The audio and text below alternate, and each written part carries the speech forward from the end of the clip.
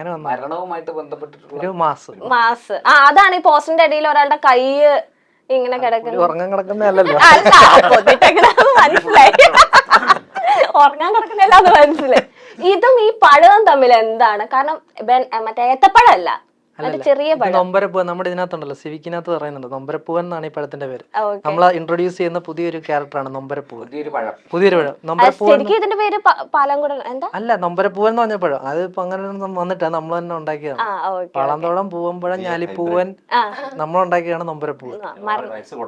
Rights കൊടുത്തിട്ടില്ല. നൊമ്പരപ്പൂ എന്ന് വെച്ചാൽ വിഷമമുള്ള നൊമ്പരം, അങ്ങനെ ഒരു സങ്കടം വരുമ്പോ ആ പഴം കഴിച്ചിട്ടുണ്ടെങ്കിൽ സന്തോഷം വരും. അതെ, അതൊക്കെ നിങ്ങൾ എന്തെങ്കിലും നൊമ്പരപ്പൂവനോ? അല്ല, ഞാൻ നൊമ്പരപ്പൂവൻ എന്ന് പറയുന്ന പഴമായിട്ട് ഇതിന്റെ അകത്ത് മരണത്തിനൊക്കെ ഒരു ബന്ധമുണ്ട്. അങ്ങനെ അത് ടൈറ്റിൽ. അപ്പൊ മരണം മാസ്.